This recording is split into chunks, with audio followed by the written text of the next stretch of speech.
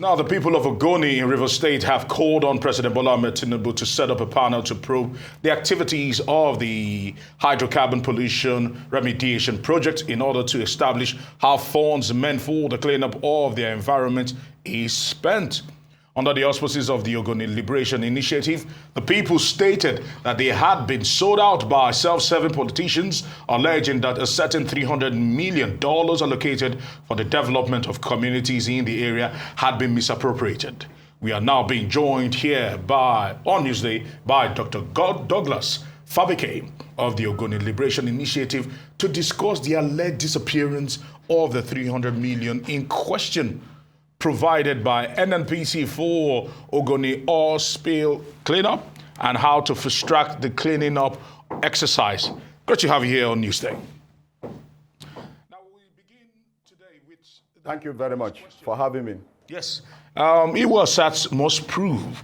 All right, there are, from your group, there are insinuations and speeches made about the fact that 300 million has literally vanished into the thin air. Misappropriation, some are labeling it. Talk to us about this. What proof do you have concerning that? Okay, the issue here, we are facing two issues here. We are facing the issue of NNPC, $300 million, and the hydrocarbon pollution, which is $366 million from high prep.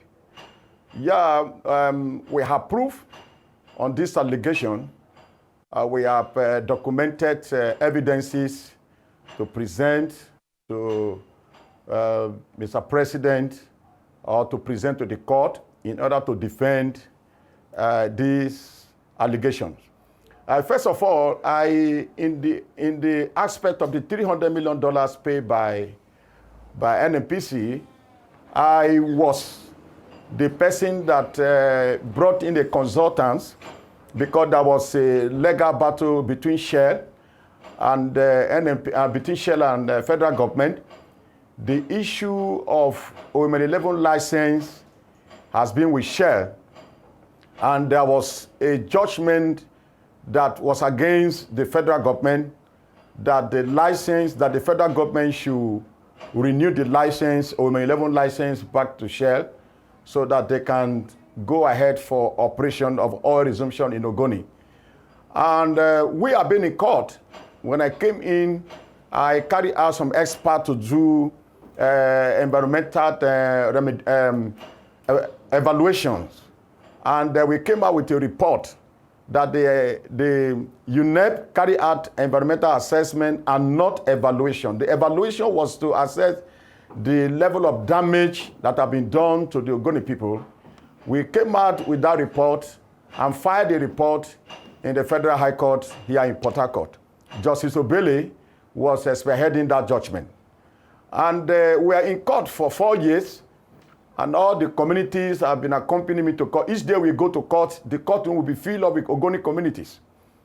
And so, after some time, I was approached by the NNPC, the former GMD of the former management of NNPC, asking me to withdraw that case from court and to see how we can appeal the case that is against the federal government. They want the face of the community to be involved in that case. That if the license is still there with Shell, there is nothing that the government can do. And I also want to appreciate Shell because they responded to that case in court. They came with their lawyer and brought us some documents, and I think I'm seeing in possession with those documents. And so all we are doing was to look for a solution to see how the federal government can do business with our people so that we can see how we can deal with this rate of poverty in Ogoni land. Our people cannot be begging for food when we are sitting on goals. And so the former management of NNPC asked me to bring out some support, which the highest support was the support from the community. I went back home and I hired some media experts. We go around all the communities in Ogoni and all the OFE, all those communities that have been suffering from environmental pollutions, and carry out some interviews with pictures and evidences what the people are going through. We spent about 3 months doing that. And after doing that, I submitted that record to the former management of NNPC. And I also brought in a consultant, an expert. I brought in 2 consultants to see how that case can favor the federal government with supported document, so that if the federal government have access to this license, they can have an open hands. They can create an opportunity to discuss business directly with the Ogoni people. And we pursued this case for 4 years. And for these 4 years, that is how I've been spending my money. I did not get money from anybody to pursue this case. Then at the end, the judgment was given by Court of Appeal on the 16th of August 2021. And the license was taken back by federal government. And I was invited by the former management of NNPC to see how they can go and visit the Ogoni people and appreciate them and tell them thank you. For the first time in the history of Nigeria, we have never had such an event before. I gathered my people from all the communities, and we gathered at the police field in Bori, the headquarters of Ogoni. And the NNPC plus other players in the oil and gas industries, they came in their numbers. The whole place was filled up. Until that day, we have a record of 4,320 persons. I still have the recorded video, live coverage, and I still have the promises that we have made that day. I made the major speech and addressed the communities and also assured them of our readiness to see how we can collaborate with the NNPC through the federal government, and how they can also reach out to our leaders and create a transparent platform to see how we can develop our communities. One of the agreements that inspired me to bring out consultancy into that matter was the resolution between us and the NNPC, that when that matter is resolved, he is going to appreciate the Ogoni community by a way of paying compensation. Because you think about it, oil exploration started in Ogoni land in 1958, and Shai claimed to pull out in 1993. You cannot come back to this same environment to go and start business. There must be a form of an appreciation package that is you can give to the community for the longer time they have waited and for what they have gone through, the pollutions and all that, the sabotage of the economic activities. We agree. There was this agreement between us and the former management of the NNPC through our consultants. And that encouraged us, that inspired us to go extra mile to make sure that that case was won. The case was won. And when the case was won, I was invited to Lagos by a committee headed by the former GMD of NNPC. We had the first meeting at Eco Hotel, and I was asked to go back home and prepare my people to come over to Abuja for a meeting. He also asked me, who are the people that I want to attend the meeting from the political angle? I said, we have a senator, we have other leaders from the political angle of it. And I gave them number, I gave him numbers, and the meeting we held in Abuja successfully. I was asked to go home and prepare a list. And I went back home to prepare a list. Getting to Abuja, I met them holding a meeting. In that process, I was not allowed to go in for that meeting. I was never allowed to speak in that meeting. And I went back to the GMD. I said, the community are on my neck. We have been on this journey for 4 years. Why are you stopping me to join the meeting that I'm representing the community? This is not just going to be a political activities. We want it to be a community-based solutions so that the Ogoni people can trust the federal government and have an open minded to do business with them. Nobody is against oil resumptions in Ogoni. We want the oil resumptions, but there must be a process. No, Dr. Douglas, that was how we ended. And Yeah. Allow me to interrupt you for the sake of time. Now, I know that you're calling on the president, Okay. to set up a probe into this alleged missing money. But I'm wondering, what are the potential consequences of not addressing this alleged disappearance of funds and ensuring accountability in the cleanup process? Well, that is a serious consequence because presently, as I'm talking to you, yesterday we have one of the major OSP in Kedere. If you go to other community in Ogoni, there are major OSP that is going on, and if this is not addressed, how can you carry out a business activities of oil exploration in Ogoni? These environmental challenges must be addressed. The consequence is that some of the assessment report we have, which is about 366 pages, we gave that report to the NNPC. We are about to give that report to the federal government. They have to assess that report and see what has happened and what is happening in Ogoni. So the consequence is this. This must be taken care of.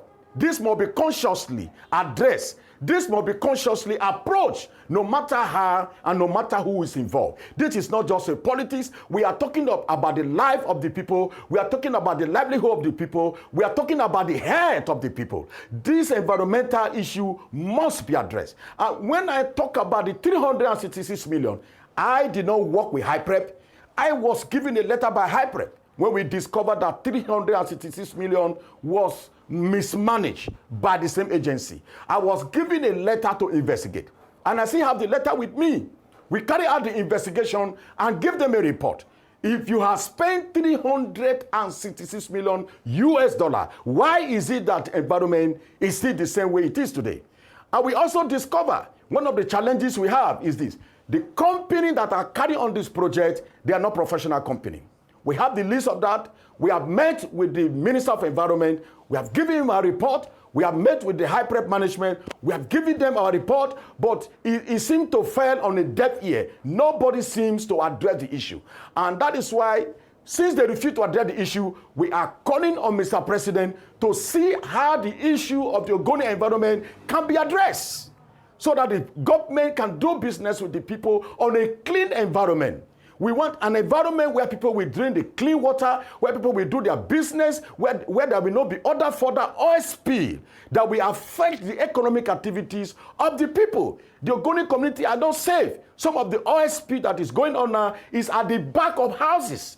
Go to Kedere, the one that just happened in Kedere yesterday, is at the back of houses.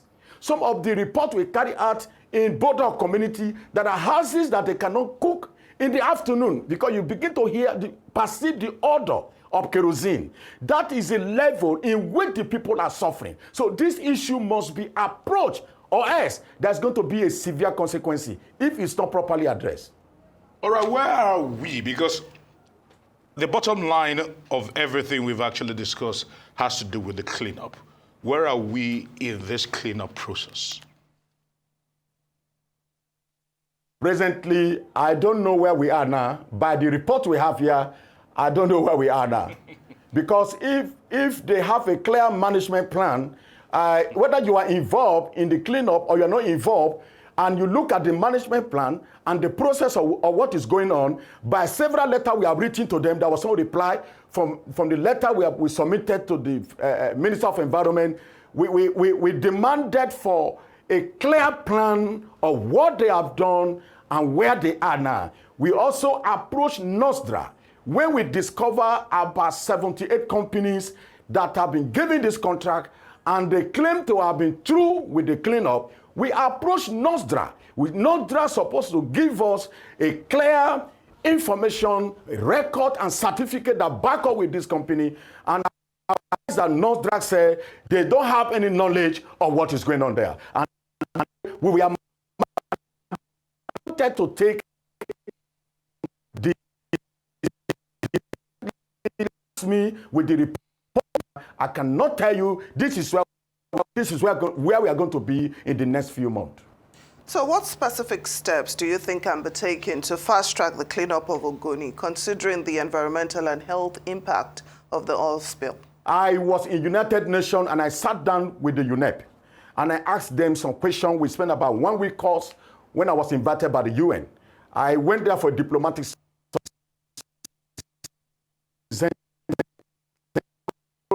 and they know about what they need to do now. There is a lot of allegation against this project.